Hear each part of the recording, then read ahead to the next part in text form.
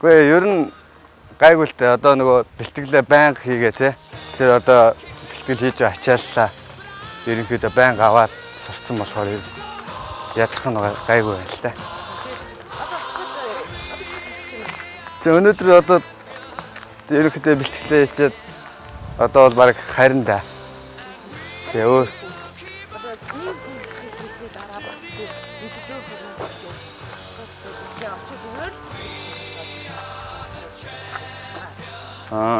хараад тэгэл одоо нөгөө гэрийнхээ хийсэн хоолыг нэг үл ийдэн гэрт хүн ирээг бол би очиод өөрөө хоолоо хийн. Тий. Тэгэл амарна да. Ер нь гайгүй байна уу? Баян бэлтгэлээ хийж байгаа болохоор гайгүй.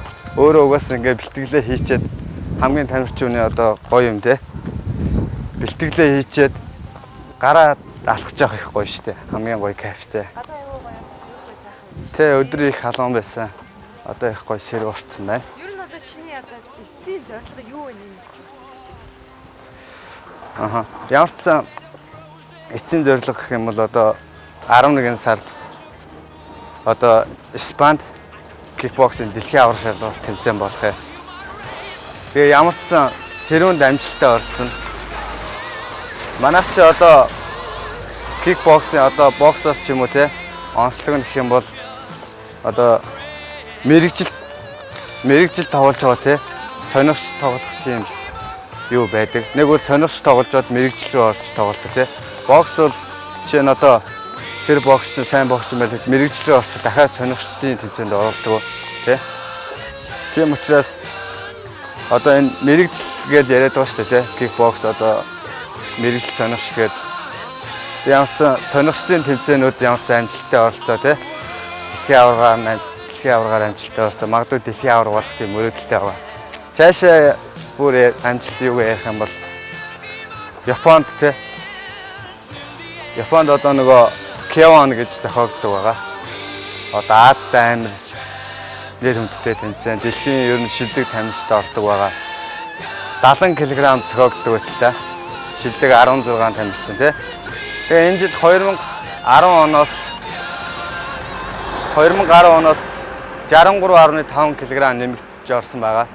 Тэр 63.1 болохоор монголчууд чи ер нь хөнгөн жиндээ бас амжилт үзүүлэх боломжтой.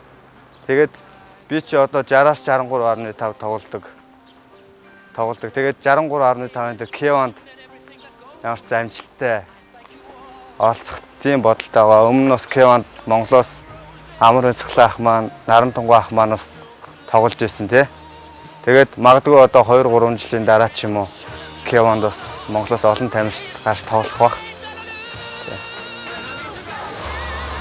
За ерөнхийдөө ингээд өнөөдрийн одоо бэлтгэлээ хийчээ тий. Ажил дээгүүр очичоод ямар ч сан гэрийнхээ гадаа ирчлээ.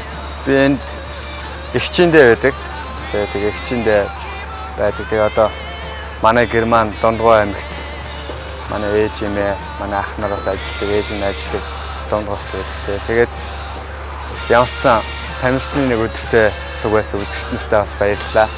Ямар ч сан тамирчны нэг өдргээд боловсрол телевизэн маань анх удаа ийм шинээр ийм гоё спорт нэвтрүүлэг хийж байгаа юм. Ямар ч сан гоё болох бах. Цаашдаа бас би анхных нь оролцож тэгээд цаашдаа өшөө тийм сайн тэ тамирчдыг оруулж өөрч оруулж гоё нэвтрүүлэг үзэгчдийн тийм дуртай нэвтрүүлэх болох байхаа. За баярлалаа. Нэг л өдөр кикбоксоор хичээлэхээр шийдээд 2 жилийн дараа түүхэн амжилт тогтоосон 2010 оны дэлхийн цомын аварга Шижир Эрдэнэ тамирчны нэг өдөр нэвтрүүлгийн анхны зочноор оролцлоо.